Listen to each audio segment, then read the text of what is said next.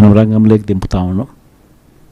అందరు ఎమ్మెల్యేలని పిలిచిన, మన ప్రాంతంలో ఉన్న అందరు కంటెస్ట్ చేసిన ఎమ్మెల్యేలను, ఎంపీలను అందరినీ కూడా పిలిచి ఎవరైతే బాగుంటుంది అని చెప్పి అందరి ముందర అందరినీ అడిగా. అందరూ యునానిమస్గా ఈ ఎలక్షన్లో మారీచుల మాదిరి జరుగుతూ ఉన్న ఎలక్షన్ ఇది, శకుని పాచికల మాదిరి వేస్తూ ఉన్న ఎన్నికలు ఇవి. ఇటువంటి ఎన్నికల్లో మనకు బొత్స సత్యనారాయణ లాంటి కొంచెం ప్రొఫైల్ ఉన్నోడు, కొంచెం స్టేచర్ ఉన్నోడు, కొంచెం గట్టిగా నిలబడగలిగినోడు, మోటుకోగలిగినోడు, ఇటువంటి వ్యక్తులు ఉంటేనే మనం ఎన్నికలను చేయగలుగుతాము. మనం అందరం కలిసికట్టుగా మొత్తం జిల్లా మొత్తం ఏకం కావాలనంటే అటువంటి వ్యక్తి అయితేనే బాగుంటుంది అని చెప్పి అందరి నోట్లో నుంచి వచ్చిన మాట.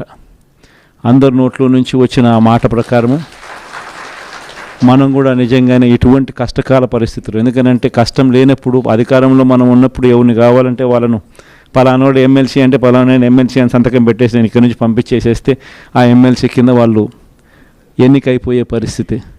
కానీ ప్రతిపక్షంలో ఉన్నప్పుడు, స్పెషల్లీ చంద్రబాబు నాయుడు లాంటి అన్యాయస్తులతో మనం యుద్ధం చేస్తూ ఉన్నప్పుడు మాత్రం ప్రతిపక్షంలో మనం ఉన్నాం కాబట్టి మనం గట్టిగా మోట్టుకోగలిగిన కెపాసిటీ ఉన్న నాయకుడిని మనం ముందర పెడితేనే మనకు అడ్వాంటేజ్గా ఉంటుంది.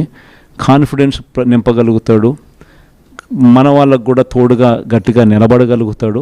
ప్రతిపక్షంలో ఉన్నప్పుడు కూడా విలువలతో కూడిన రాజకీయాల మీదనే ఎక్కువగా ఫోకస్ పెడుతూ మీ అందరూ కూడా బొత్స సత్యనారాయణ కూడా అదే మాదిరిగానే సహకరించాలని మనస్ఫూర్తిగా మీ అందరికీ కూడా విజ్ఞప్తి చేస్తూ ఉన్నాను.